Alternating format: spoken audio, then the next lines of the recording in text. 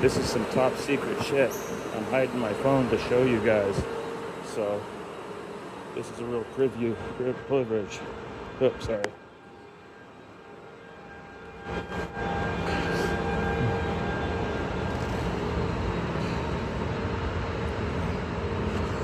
We couldn't come here to do the work because they had some sort of radiation generation going on, and it creates some sort of toxic ozone. So they didn't let us in the building until just now.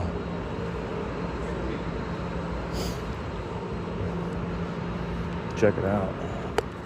No one here speaks English. It's like some weird language. Anybody tell me what this place is?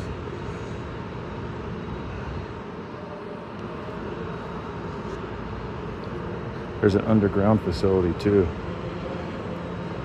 that they wouldn't even let us near.